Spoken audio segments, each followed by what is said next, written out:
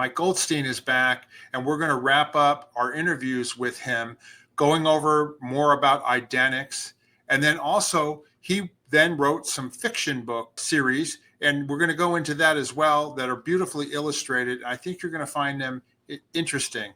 Finally, then we're going to ask him about looking back on his time in Scientology, on the flagship Apollo, and with L. Ron Hubbard, and how does he feel about that time period.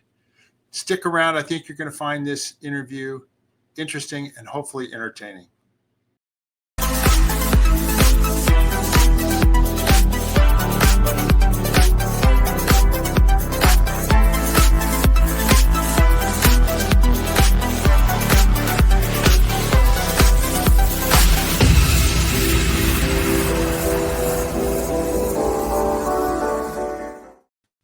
Hello, everybody. Welcome to our channel, Scientology Peeling the Onion. My name is Mark Fisher, and of course, I'm here with my co-host, Janice Gillum-Grady. Good day, Janice. Good day, Mark. Good day, everybody. And welcome back to our show.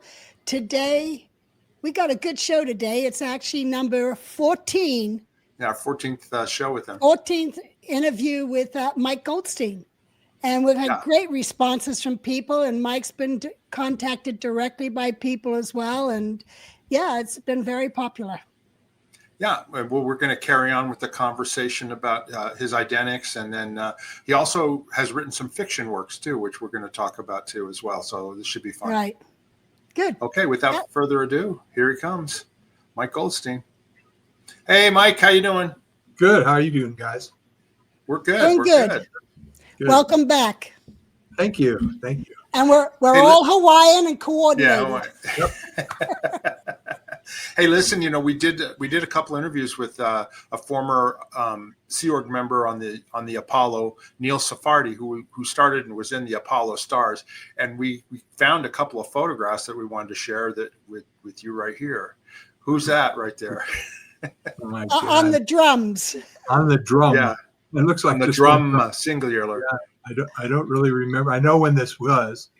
God, yeah, I've been listening to the Neil's great. He's so great, his interviews. Yeah, but that's you. This is in the Troubadours, right, Janice? Well, no, this is not the Troubadours, I don't think. This would have been before. This is before.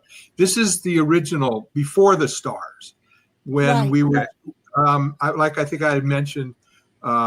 We just got together to jam in the VIP lounge. We just got together, like Luton and Neil and the guy. What's the other guy's name? I can't remember. Tamia. Yeah, Tamia and that Craig and the guy on the bottom. Is that Dan Auerbach? Tom Rodriguez. Yeah, we just all got together just to jam because several of us had been professional musicians before. And it was just for fun. And then Lynn Visk, who was LRH's secretary, she really got into it and got the idea of doing stuff on shore and stuff. As far as I know, that was her that started that. And so it was like all of a sudden we're going to be this, this group that's going to do this. And I was doing the LRH Properties Chief post, and the other guys were on, either the DPF or on regular posts, and they were just, champing at the bit to get out of that. And I just couldn't do it, and so you look at my face, I'm just overwhelmed anyway. So I didn't play. I didn't play very long. And then I went and I stayed on the post and went to the RPF. And then once we heard about the troop, people in the RPF, I, as well as others, started to see us, writing up to LRH in a daily report saying, I'll play, I'll come back. That's what I told them. I'll come back and play in one of your groups. So this is while I was still in the RPF. That's me in the middle. It was really in the dark pants, right? Yeah, in the dark pants. And I was really. And this is in Cadiz? Cadiz. It was Cadiz. Yeah, we all dressed up. I remember taking off my boiler suit, dressing up in those clothes in the lower hold number 1. And then we got to walk down, and that was, the dancers were there too. I remember Chrissy taking these pictures, Chris Potter. Yeah, Chris Potter. Yeah, because later on she showed me other ones she had like this. But Yeah, and then I went into another group, the Tashura group. There was the three groups: Tashura group, the Troubadours, and the Stars. That's right. Anyway, Hey, Janice, who's the female? Who's the female on the side of the float or whatever that is, right there with the blonde hair? Bonnie Meadows. oh, is that Bonnie? Okay, Yeah. That's right. Yeah. Is that Greg? And you can see Greg Wilhair's With the face mustache. out there. Yeah, that's right. And Now- then now, on the right, Mike- on the right is Bill Lazzaroni, and then you. Right. Okay. Mike, Well, I wanted to ask you. So Bonnie Meadows was married to Russ Meadows, who worked Right. with you later on in your AAC or whatever, your Scientology outside independent, Well, right? survival. Yeah. Well, they were married. They were there on the ship, and Russell was in the Stars after I left. You saw all those pictures that Neil showed of the first Stars when they were in their uniforms, and then something happened. There was some kind of a problem, and he got busted out of the Stars, and he ended up being the bass player with the Tashura group.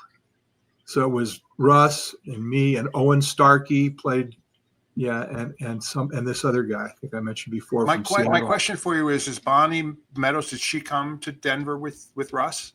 Yeah. Are they still together? Yeah, Okay. yeah. And she wasn't working with us, but she was working at a printer's. So she did all the printing for us, for our letterhead and stuff like that. So here's a look back. Here's a look back at you and Bonnie Meadows back in the day, and then who knew that years later you'd be in Colorado together, delivering. Well, I'll tell you something really funny is that my first PE course in the '60s that I did at the Denver Mission, it was Bonnie and her first husband. We were all on the PE course together, and then I met her later on out at LA Org when I went out there and joined the Sea Org, and she was still married to that guy. And then the next time I saw her, she had come to Flag for training while I was the FBO Flag, and she was married to Russ. So it's a small Russ world. Meadows there's Russ in the upper left. Before he got, yeah, that's right. That's right. And then there's Charlie, who, became the drummer when I left. Yeah, in the center on the right. Yeah, that's right. And then later on, what's really kind of interesting is when we were doing the delivering survival services out in the field, Russell was CSing, but I got together with my old lead player from my other group, and we did some concerts, and Russ played bass, and Billy Potter played sax. Wow. So we actually got together and played again for a little while. Then we were just too busy. But Billy was great on that sax. Billy was fantastic. It's like Neil said, he played with Big Mama Thornton. Yeah. So there were some real and Neil had been a professional, and Luton played, I think, with Count Basie. I think so. So there were about four of us that played professionally before, and I guess I didn't know that about Tamia, but I think he said that Tamia played professionally, back in Japan. In Japan, which I didn't know. Okay, but anyway, interesting, very interesting. And so, and then let's go back what he did afterwards. I can't wait for his other interviews. He's had a lot of fun. Yeah, we have more to go with him. Good. He's a great story. Let's go on with Idenics, and in our last show, we talked about your book, and here it is right here, Idenics. Right. And then you're delivering Idenics through your survival services or whatever. Right. And you had a lot of comments and questions, right? And things you wanted to talk about? Yeah, they some people still didn't quite, maybe I didn't explain some things well enough. So I just thought I'd just mention a couple of things really quickly. Okay.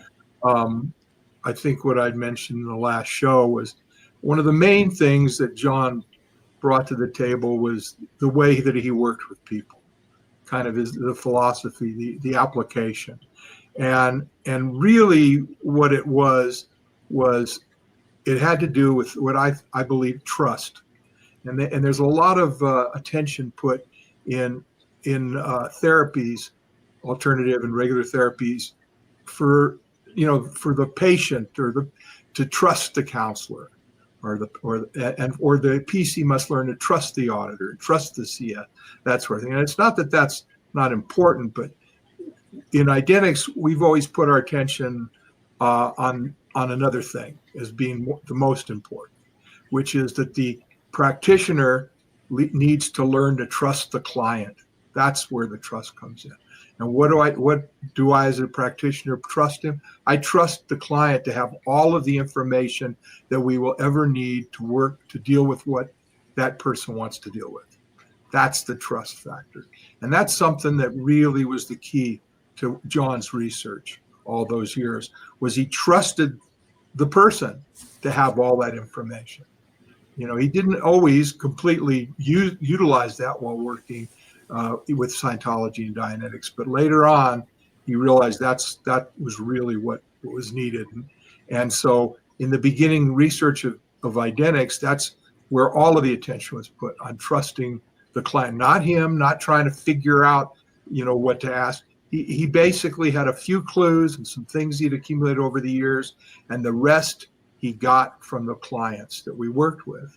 And probably that's when we got what I call the mechanics of Idenics, which were our procedures, our questions, our basic, you know, the basic things behind what we do. And a lot of that in the beginning was based on coming up with what happens when these conditions begin. In other words, any personal unwanted condition a person had to start somewhere, right? And of course, that's what, you know, that was the same thing LRH was saying in Dianetics, was it had to start somewhere. Okay, so we were in that way we were similar. We're dealing with where this thing began, how this thing began, that sort of thing. But the information that John was able to put together over the years, and it all kind of started coming together in 1986. At that point was the very beginning mechanics, the very beginning procedures, and of Idenics were based on where this condition began, right? Because the whole idea is if you can find the beginning and clean that up, then that will handle the condition. In other words, that's where it started. Right. But what John came up with over the years, and it kind of accumulated at that time, came together at that time, was that it wasn't what LRH thought. It wasn't the basic tenet of Dianetics is that it all starts with pain and unconsciousness, the engram. It's one of the keys to Dianetics and to its use on Up the Bridge and in later years. But this in itself, John just realized it. He actually started realizing this in 1982. I remember the time. It was at an event we were doing down in Phoenix when it started dawned on him that this isn't true. That yes, these things start they did start at some point, but where it started, there was what we call now in Idenics a confusion, and right. And to define a confusion as a disruption of one's intention or expectation, except that what a confusion is for one is not necessarily a confusion for another. And I think I mentioned that before, right? Yeah, I was going to say it's almost like, you know, I mean, in Scientology auditing, it wasn't. I mean, yeah, in Dianetics, it was like go back to the first Right. engram. You know what I mean? But actually, that continued in Scientology auditing too, because when you got back to went down a chain, earlier, similar, you got to the basic thing and we reviewed it, and if it disappeared, it was kind of the same thing, although that wouldn't have necessarily been an engram. But the fact that you mentioned that there's a confusion, that I find that apropos. I find but what it is for one, and it's a big deal, and it had a lot to do. Yeah, sorry. Well, that's like the lowest Scientology condition, ethics condition, is confusion. That's true. Yeah. Well, it's a good word that we use to mention that part and define it as a disruption of one's intention or expectation. That's what happened. And you know, can I say something about Janice? Janice's confusion formula, right, is find out where you are, right? That's the formula. Find out where you are. I found, like, when I've had like devastating things happen, that just looking around and touching and getting yourself in present time in your location tends to calm things down. So I mean, there was some truth to that. Sure. You know what I mean? Whether or not, you know, it was a lower condition or not, like just getting your bearings down. That was what the whole thing was, because you're in a confusion and you just need to focus. You know what I mean? Well, and not only that, but this is all that really it. The truth is, it's just the present. The past is over. The future hasn't happened. There's only the now. Yeah. So when Right. that's where you're really being, rather than stuck in some thing that you've been carrying around for who knows how long or something. Yeah. But it was very interesting how that had fit in with identities, because we talked about that on another show, which the word Idenics is coined from, an identity being a way of being in order to accomplish something.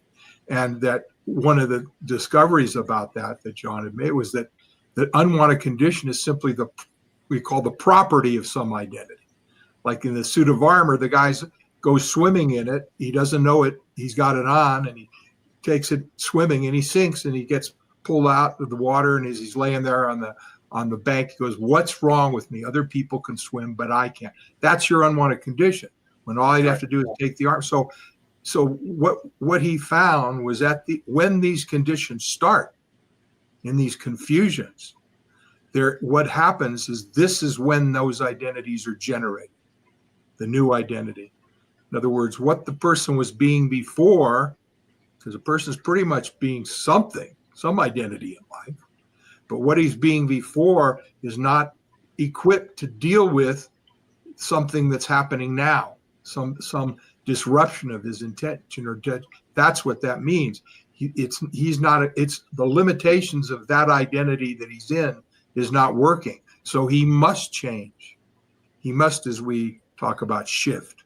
And what happens is he becomes something else in order to deal with that confusion.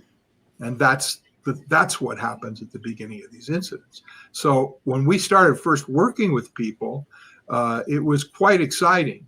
It's exciting now. I mean, just the people have been calling me recently, the same kind of thing is happening, but it happened in those days. And like I said, we didn't have a whole lot, but just this alone. And you take, like it as an example, I remember there was a guy that wants to come to us. In the beginning, lots of people came that had done the whole bridge. And this was another one. And he had spent 25 years in Scientology, done all of his OT levels, done the whole thing. But when he came here to handle what he wanted to handle, which was this condition that he had from the time he walked in the door, and it never got handled on up the bridge. Not unusual, but this, and of course our whole thing then and even now is we take up only what you bring up, and we'll take it up directly. No setups, no this. We take it up right then. So if it's a free session, you take up whatever you want, right? And this was this guy's first session here, and he took this condition up that he said had been bugging him for over 25 years in Scientology, and it had never been handled. He'd keep hearing that'll be handled on up the bridge. And what was interesting was what had happened, because it's relevant to what we're talking about as far as Dianetics and the engrams and confusion. Because this guy, he goes in and out, and of course John asked him, in those days that was pretty much the question, where do you suppose this condition began? Where do you suppose it started? Not too dissimilar from Dianetics, same type of a thing. You want to find out. So the guy goes, "Oh no, not that incident again. I've run this thing 500 times. I brought this up the first session I was ever in Dianetics in Scientology. Oh, blah, blah, blah." And John said, "Well, okay, you willing to take one more look? All right, So it turns out this is an incident where the guy's 7 years old and he's on a playground, and a little girl looks at him. She doesn't say anything. She doesn't do anything. There's no pain. There's no consciousness. There's no loss. There's nothing. She just looks at it. But for this is where his attention would go every time. This is where it started. And for him, this was a confusion.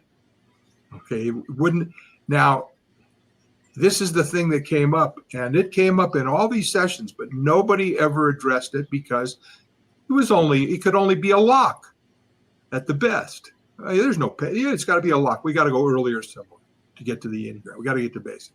And of course, he was educated in the picture book and that sort of thing. So yeah, he went along with it, and he'd go down the track and run all this stuff for years. And this time they took it up. They took it up with Idenics, and they took up that incident, and it cleaned that condition up in an hour session. Wow. But it's not, it's something the guy was telling the truth 25 years before and nobody listened. You know, Right. I remember so many of these, like a guy saying, you know, I have no track before. I remember this was another one he kept saying this. I have no track before age of 10. Well, that's ridiculous. You at least have 10 years. All these other lifetimes. Well, that's when he generated the identity that he was stuck in, and he was telling the truth. Nobody Right. listened to him. You know? So this is the kind of, and a lot of the sessions were very dramatic in the beginning. You know, things that you'd think was, oh my gosh. But if you really look at it, it was very simple. It could have been handled simply. Like, I remember there was another guy that was he had been on staff at the org. And when he left, he came on staff at our old survival services when we did everything. And he was there and he did the whole bridge. He did everything. But he never really got out of it much. And he ended up leaving. And he ended up going back to school, becoming a chiropractor, moving out of the state, you know, and he went to California, that sort of thing. And then he got involved with psychotherapy, and then he went into intense psychotherapy where he was going like several times a week for 3 years. Still hadn't handled this thing, right?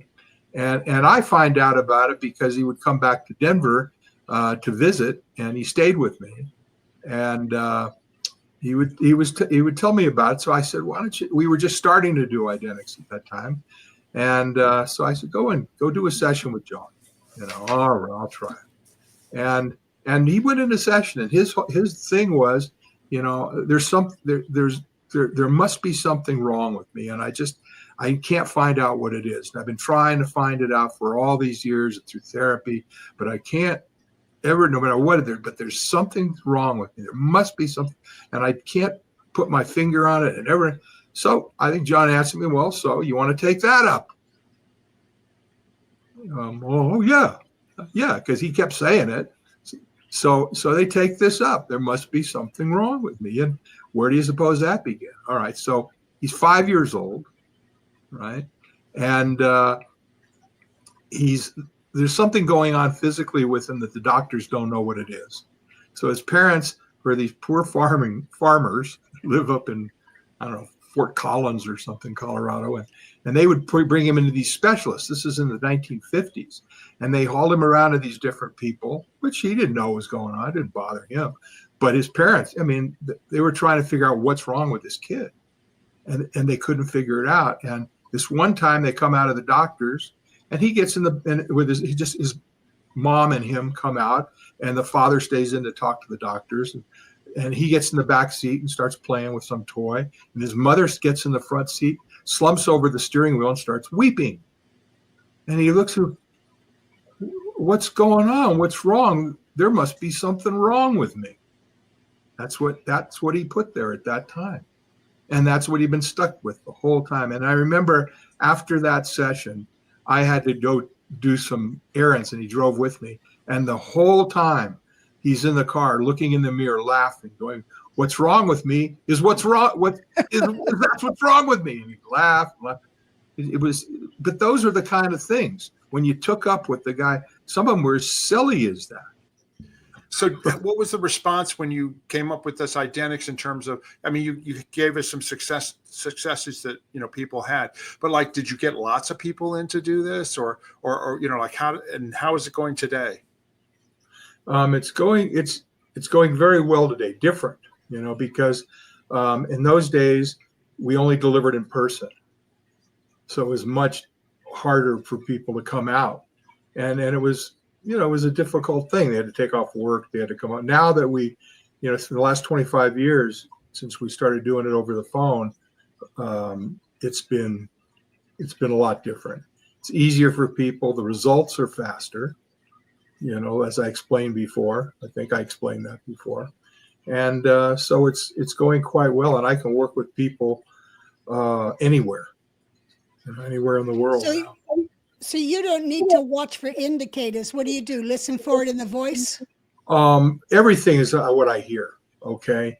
Because when we started doing it, you know, when I started first doing it over the phone, I mean, that was one of the things was I started doing it was video, with like Skype, I think, right? Right. Okay. But what happened was it was distracting to the client having a look at my ugly puss. It just was, and I wanted them to look at their stuff. So Right. turning off the video, they could just look at what they were looking. Now then I didn't need to see them because I listened to what they say. The only thing I ever had to add when working with people, not seeing them, is when you see a person, sometimes you ask them something and they kind of look like this, and then they look back at you. They roll their eyes, roll up, and they look, and you can tell when they're done. Yeah. Right. And since I couldn't see him, I would just say, and the only thing I ever added was, and tell me when you're done. Yeah. That was it. And that's all I've ever had to do, and tell me when you're done. Right. Let me ask you another question, okay? Because a lot of criticism of Scientology processes is that it's hypnotic because they're repetitive processes over and over and over again, that they're hypnotic. But it sounds like what you're doing is more like a two-way communication. It's not like the same thing over and over and over again. Am I right about that, or what do you think? Well, yes, but I do have repetitive process. I do have questions that I ask, but I tell the person there's a reason for that. I up front. I mean, I'm going to ask you this question repetitively. I'm going to ask it more than once. And the reason I'm doing that is not because I think you should have another answer, but I just want you to check and see if there's something else pops up, because we want to exhaust the question. So if nothing pops up, say so. I mean, I explained that to him before. And then as I'm doing it, I'm not, I think there was something, if I remember right, Scientology, where you couldn't say, you had to say it in a certain way, which was almost like you're hypnotic, like. Well, you had to repeat the question exactly. I will repeat it exactly. You couldn't, Mike, you had to repeat the question exactly. You couldn't vary it. You know what I mean? You couldn't go like, well, is that a red car? Yeah, it is. Okay, well, you're sure it's a red car? Yeah. You know what I mean? You couldn't vary the question. It had to be, is that a red car? You know what I mean? Yeah. Yeah. And you couldn't say, if I'd say something, I could say, just have a look and see if there's something else. You do it in such a way so it doesn't sound that way. The way it was done in Scientology, I will repeat the question, auditing question, and then you say it, and then you say the same question without saying, is there anything else? And then you had to, like you said, you had to do it exactly. I don't do that. I do it. I do it in such a way that the person knows that what they're doing is just looking to see if something else pops up when I ask them the question. That's all. So it doesn't come across. Are you the only person that does this, or you have other people that do it? I do, but they're not. In those days, I had them all here. Now I was gonna say, it's like you had an organization like that came to the building, but now you don't need to with the internet and all this. With the internet, and all that, don't need it. I have practitioners in different parts of the world speak different, so I can just, I can do it. I can refer people to them, that come in, that sort of thing. So it keeps the overhead down too. What? It keeps the overhead down too. Yeah, for sure. Yeah, sure. But it also, it's like I said, it's more efficient. I think I mentioned it's more efficient for the people, because I wouldn't do it for years except in person, because that was when other people were doing it over phones and over Skype. I wouldn't, because I didn't want to compromise the results. We'd get, people would come out. They'd come out with whatever. Did I mention that? Every list of things they wanted to work on? Yeah. And usually for a week, I mentioned that. So I was going to ask, so it's not like Scientology where like, oh, you're trying to achieve higher OT abilities and levels. You're really it's more of a counseling, handling what the person wants to handle, not like, oh, you're now going to be able to exteriorize from your head or anything like that, right? There's no goals that we're putting there for the person. There's no agenda. It's all according to the client's agenda. It doesn't mean they can't work on whatever they want to work on. Yeah. I don't care. So you don't make ashtrays stand up. I never did anyway. I did. Well, I did. Did you? With your But no, I'm just saying. You pick could. the ashtray up and then you put it down. I was like, Well, it's very.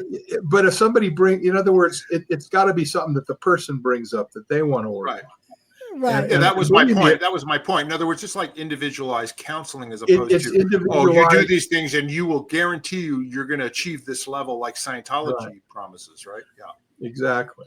And I don't even guarantee what the person's going to happen. I don't I know. understand. Yeah. You know, I mean, I did guarantee people that I will deliver the best service that I possibly can. That's what I guarantee. That's all you can guarantee, you know, but, you know, I can tell people, you know, that's why one of the reasons I do the free session, I started doing that over the phone. You couldn't do that before. People had to come out here. And so Right. over the phone, I could do a free session and the guy can see for themselves whether it's something they want to do or not. And usually people in one session know if they do. And if they don't, they go, I don't want to do this. Well, then they haven't lost anything, you know, so it works great that way. Now, people can contact you at this www.idenics.com, right? Yes, that's the website, and they can email me from there. My email address is on there. And the way I've been doing it, I do have other practitioners and so on, but I am doing all the intro free sessions now. Okay. And I've got there's 2 emails. There's a personal one for me that people can contact me to set that up. Okay. So anybody watching this, if they want to go back to some basic confusion and get a free session, they can contact you on that website. Yeah. And right? But that was, and also, yes, as far as getting back to a basic confusion, I got to mention one thing. That's what we did. That was our first mechanics. That was the first thing, was really discovering when these things begin and cleaning it up that way. But that was for just a couple of years. Right? Okay.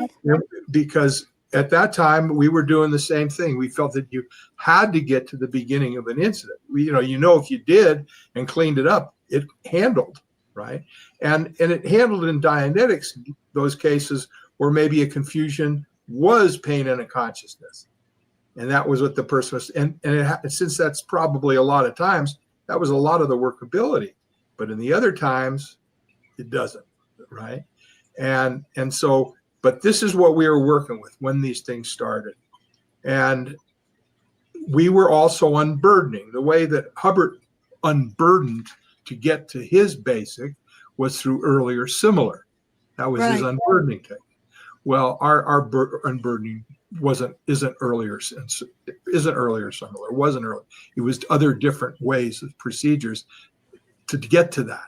And so in the beginnings of Idenics, it was like we found that, and this is still the case, about 70% of the time people can spot the beginning. You don't need to use a meter and you don't need to date locate. They're right there. 2 questions in with Idenics and the guy's there at that moment. 2 questions. That's how fast it can go. And 70% of the time, you're going to nail that, right? But what about the other 30%? Well, those we had to unburden to get the guy to the beginning. And then a couple of years later, we realized that was not necessary. And it was funny because there was a client that came, and I remember he came from Omaha. And he had not been really in Scientology. His wife worked at the Omaha mission, and he would go in there and get some sessions once in a while. He was in the military, and it was the kind of thing where it's like, he didn't really get much out of it. He didn't really have much he wanted to do. But when he was retiring, he had something he wanted to. He had some condition, and he saw some of the promo that we were sending out to his wife, and he came out here, and he came to John and he told him, he said right off, he says, well, this sounds really good, a lot of things about it, but I got to tell you, and the whole thing with Dianetics, I can't remember anything. I can't remember what I had for breakfast yesterday, let alone what happened to me when I was 7 years old, and John went, okay, that's fine, we'll see how it goes, So the guy did great. And then after his session, he says to John, he says, you don't have to remember anything. You're right there. And John went, yeah. And then he told me about it afterwards. And I'm going, this is right before our first training. Yeah. I mean, this is some new guy. He's right. In other words, it's like this whole idea that it's like, what happened, the person doesn't go back in time. He doesn't go back. It's like what's been done is done. It's over. This horrible thing that happened to him 25 years ago, it's over. There are no after effects, except for maybe permanent physical damage, but none except for what one makes and keeps at the time and brings forward. So it's all now. Even when you're asking them questions about time, it's all what's here. Even though what are you holding in your universe? Yeah, it's not there. There's no there. That's done. And I mean, it was like there were little things spotted by LRH about this, like you don't take your left foot, but not really, because he still had the idea that you had to improve memory. No, it had, and so from those unburdening techniques, we developed procedures where you didn't even have to get, if the person doesn't get the beginning, you just do another procedure. Because it's all now anyway. Right. So, and that's how you can deal with it. So we have other ways of dealing with it besides that, right? That you can deal with it right now because that's what it is. Yeah. It always was. That makes sense. Yeah. It makes sense. That's all. Yeah. Yeah. So let me ask you, Mike. Yeah. Ask. No, I was going to say, I want to ask you about Jimmy and Andrew and move on to there. Or okay. Talk about, okay. Yeah. So hold on. So I'm going to cut this part here. Mike, you also done some fiction writing and stuff. Here's the book. You sent it to me and Janice. We've got it right here. I have mine. Yeah, I have mine here. Why don't you tell everybody about your fiction work? Well, came about because when I wrote the when I wrote the Idenics book, which was like 2007, it was something that John was supposed to do because we wanted to write a book that would be really explain things to people, all the concepts and all that sort of thing, and he was going to do it, and it didn't get done, and he died in 1996. So it kind of fell over to me, and most I'd ever done was articles. And it took me a long time to write one of those, and I just didn't see how I was going to ever do it. And about 2002, 2003, which is, 7 years later, I basically wrote a series of articles that I mentioned were published about, there was this website I mentioned before, freezoneplanet.org. And I wrote those articles. And after I was finished with those, I felt I could write the book. So I had made quite a bit of money at another business in the mall. And then I took that and took the year off to write that Idenics book. And after I finished the Idenics book, I knew I could write. I could write something. And I had always been a storyteller. And I told my kids and my grandson stories and I'd always make up stories for them. And Rebecca and my daughter asked if I would write a book. She said, you should put some of your stories in writing that I told my oldest grandson, Zachariah. And his favorite stories were these stories about these two characters, Jimmy and Andrew. In fact, he named the characters of the story. Those were from him. I'd involve him with the story. Say, okay, so what's this? He'd pick something, and I just start telling a story about it, and so then I'd get him involved. Like, what's the dog's name? Andrew. What's the boy's name? Jimmy. He even had something to do with the look of the dog. So there were these stories, and I decided to do these first. And this is the first book of the first series, which is The Adventures of Jimmy and Andrew. It's about a little boy by the name of Jimmy who on his 9th birthday, his parents let him go to the Humane Society and adopt a dog, something he's wanted his whole life, right? And it turns out that the dog he gets is immortal, born in Egypt over 3,000 years ago, and has been roaming the earth ever since, trying to discover who he is, where he came from, others of his kind. That's where, because he senses there's something before all this, but he never, and that's kind of the theme that goes through the stories. And it's not until he meets Jimmy that he begins to discover clues to these elusive origins. And Jimmy, he can speak telepathically also, of course. And he can read both dog and human thoughts, and he can read some human thoughts and speak with them, and he can speak with Jimmy. So the book kind of goes, it's the current adventure. Like this one, American Stonehenge, is about his parents who are archaeologists. There's this find in northern Washington of a completely intact version of Stonehenge in England, but it's completely intact. And they have to go up there to excavate it. And they take Jimmy and his new canine companion, Andrew, with them, and they have to figure out this mystery. And it's not only this current adventure, but then the book also goes back and forth between other episodes in the dog's long life, since he's been roaming the earth for 3,000 years. And it all ties into the story. So I wanted these books to be also educational, besides being just a thought-provoking fantasy. So all the subjects are all historically and factually accurate, down to the smallest detail. And then you also notice the illustrations.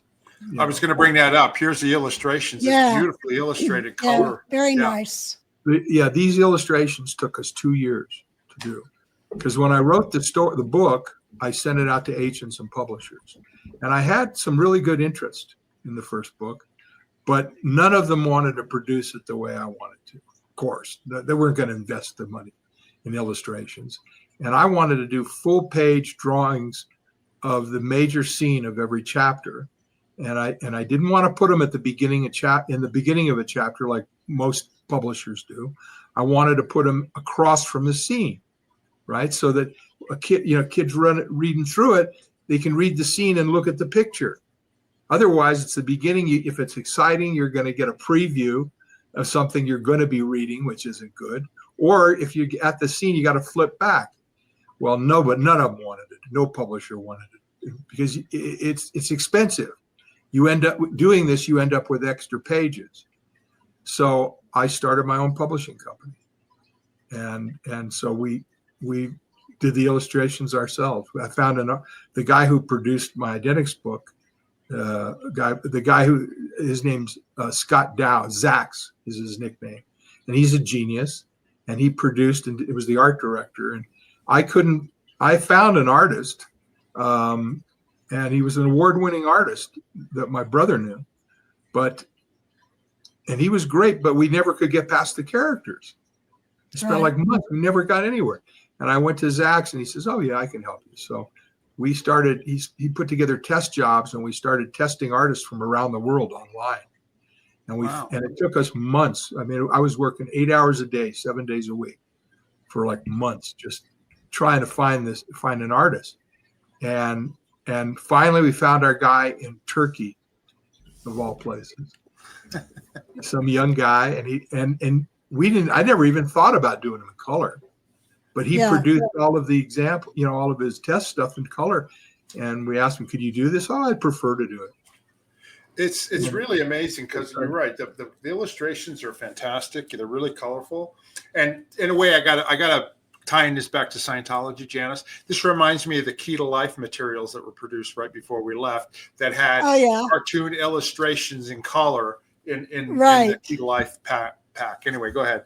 That's the whole idea, to produce a good product. That was the whole idea. Let me add one other thing about Mike. Mike, you, of course, were the marketing genius of, hey, let's do ads at movie theaters. Nobody's ever done that before, right? Back in the day when you were doing Idenics and book. Yeah, I wish I had something that smart to come up with now for me. Well, here in it was this thing saying info cards, and then there's all these cards, right, about your book and the information. And there's not just one, there's several, so people can hand them out to whoever else might be interested in it. I thought I said, there's Mike's marketing genius from his years of doing this, Well, it's fun. We sent out, it's that part's fun, coming up with little things. Like we wanted to send out the books to some influencers, big influencers. But what would happen is they'd send the book, and then it would never get to them. It would get sent back by somebody on their line, and realized that what they thought it was a script. Okay. Yeah, because it's a big book. It's 7.5 by 10, and it's heavy. Because it's very heavy, and so we had to come up with ways of packaging it. I would never let Amazon. We're on Amazon, but I won't let them deliver it because they'd ruin it. It's too heavy. And we had to package it in a special bubble wrap that you saw. So, and we tested it all over the world to see, if it would come back okay. And anyway, so I had to figure out a way to get these guys to open it. And Zach's, it wasn't me. It was like we came up with a decal. A beautiful decal that fits over that whole cover that you saw. Yeah. And it's a whole thing of the book, and then with a QR code to go take them to the website, to the reviews and everything, so that people would actually see this when they got the book and know that it wasn't know that it wasn't a manuscript. Because it was all over. So how many? You said it's a series of books. Have you written more than just this one? The second book is written, it's edited, and we're illustrating it right now. And so it's just it's going to be illustrated a little differently than the first one. But the second book is that one I've been working on a long time. It's basically 2 books in one. It's twice the size of that one. Oh, now where can somebody's interested in getting this book? Where can they get it? Obviously on Amazon, but I mean, is there a more direct way? Yeah, right there, jimmyandandrew.com, our website, and that's also where they can read a 4-chapter free preview and print replica, and then also check out the reviews, of which we've got hundreds from all over the world, from kids and all sorts of from archaeologists, from teachers.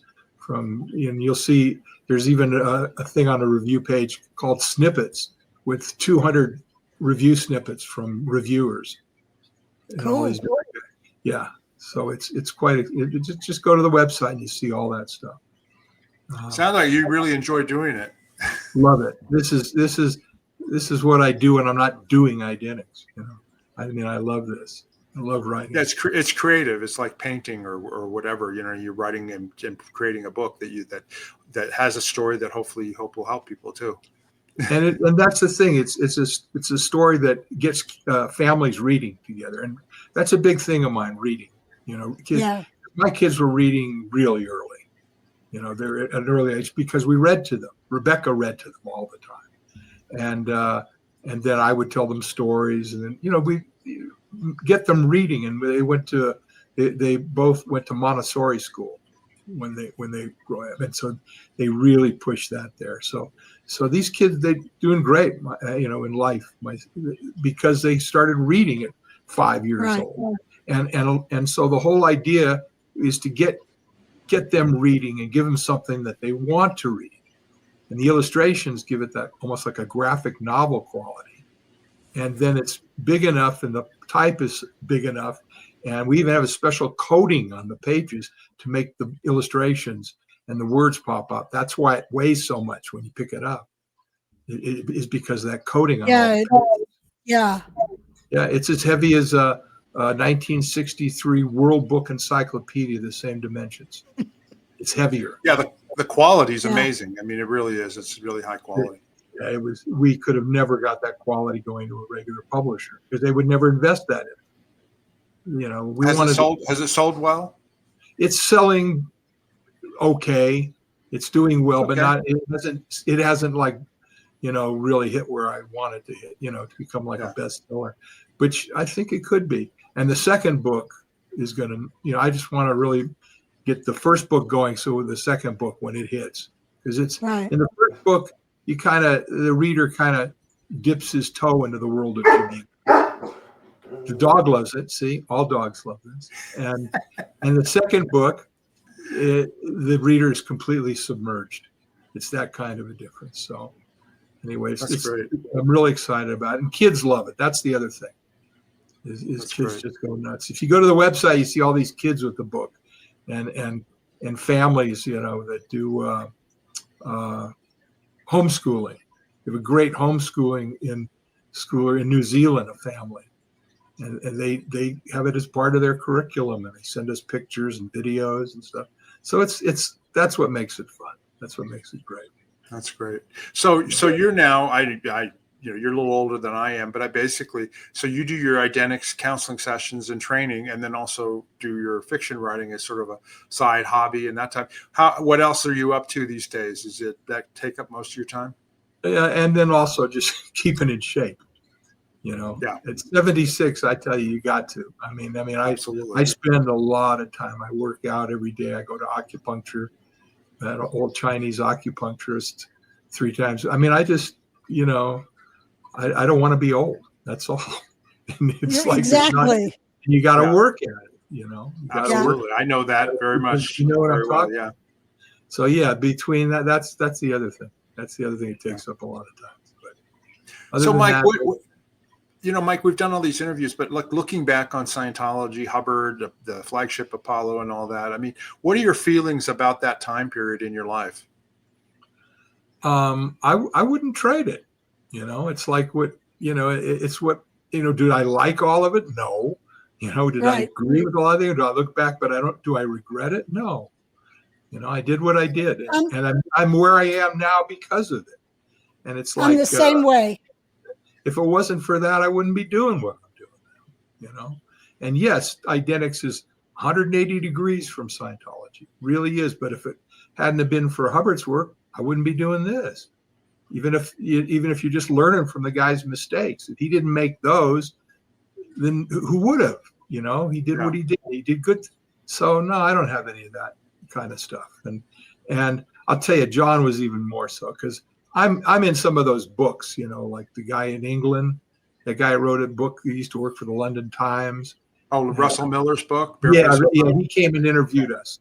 He came and other people, and I'm in some of those. John's not in any of them. And the reason why is because I remember Russell Miller specifically. He just wanted to know this stuff about LRH, and all that John would say is, "I like the guy." That's all. I liked him. That was it. That's all. Don't you have anything else? No. He never could get any dirt, nothing. So he's not in any of it. The other thing that I like about it, that pastime, is the people. The people that are the relationships that we had with people, not the a-hole people, but the ones that, to this day, Janice has such great relationships, and I have great relationships with people that, we're comrades in arms, right? Yeah. Like Neil was saying, that was Neil's point in his things too. And he's right. I hadn't talked to Neil in years, but then just talking to him again, it's like, an old friend, a really old friend, It's and Janice, I hadn't talked to you since 74. You're right. Exactly. Right. And it's like, it's special. There's something really special about it. Or we wouldn't be sitting. Old time falls away, and it's just like old times. It were even better. Yeah, exactly. Because we've been through it. We're through. We're not stuck in what we were stuck in. So what? What happened happened. It's a hell of an adventure. Absolutely.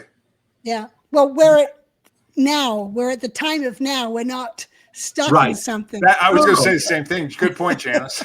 Exactly. That's what happened. That's what we did. Exactly. And I'll tell you this: we certainly did not lead boring lives. You know what I mean? No, we sure didn't. Those were the days. It was great. I look back on a lot of it and go, God, unbelievable. Yeah. Unbelievable. But I wouldn't. Let me go ahead and pop this up here. Idenics. This is the book.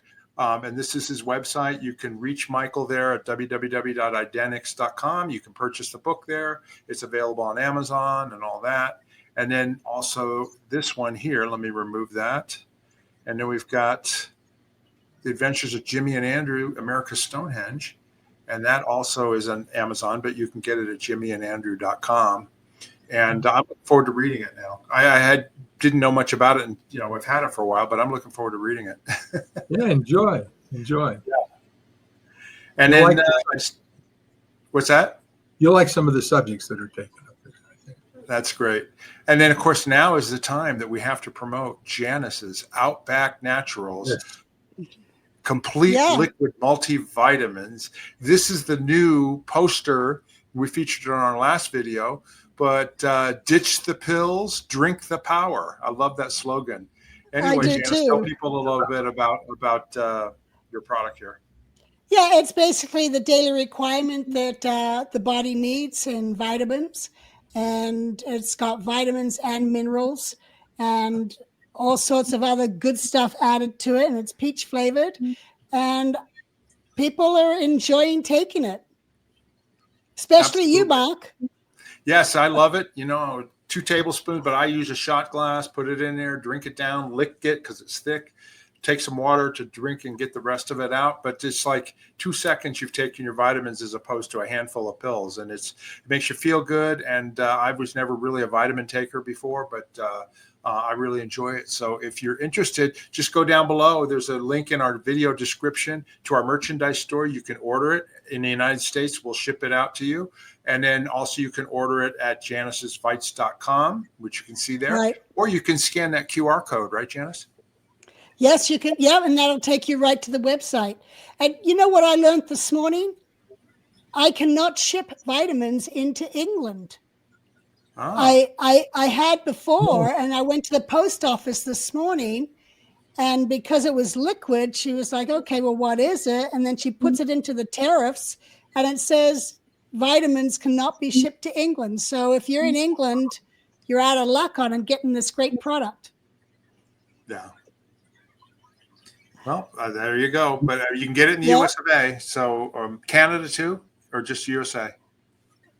Well, it costs like $49 to ship in a padded, ridiculous, priority mail envelope. So don't just buy one product, buy the magnesium complex as well. I found that 1 bottle of the liquid and 4 bottles of the magnesium complex fit into a priority mail padded envelope. There you for go. $49 internationally. There you go. Well, anyway, we want to ask you, thank you all for watching. Please subscribe, rock slam the like button and the notification button, so that way you get notified every time we do an interview and a show. And we want to tell everybody how much we appreciate you watching. If you have any questions or comments about what we've talked about with Mike or the vitamins or whatever, go down below. You know the drill. Just go down there and write it, and Mike answers them. We answer them, and we look forward to your questions and comments. And then finally, if you want to support our channel, you can buy us a coffee. There's a link in the video description. Click on it. It's a way to generate some money so that we can keep doing these shows and keep our costs down. Anyway, so we wanted to say that. Mike, we will have you back, of course. At some point, we'll want to talk about something. But have you enjoyed doing these interviews? Very much. Thanks, guys. Like I said, it also jogged my memory on things I hadn't thought about in decades. And you have a great memory. You're like me. Oh, you can remember a lot of stuff. But I had to really try, because I didn't before. I'll tell you, just talking to you guys helped a lot. Yeah. Well, we really enjoyed it too, and it's been great stories, and I've learned so much just in doing this. So anybody, if you haven't seen Mike's videos, there's a playlist. Go back and you can watch them, and there takes you through his history and his time in Scientology, and then afterwards and beyond. And it's been a really enjoyable interview series. Yeah, I've enjoyed it a lot. Thanks, Mike. Thank you, guys. Thank you very much. You're welcome. Okay, until next time, everybody. Bye-bye. Bye.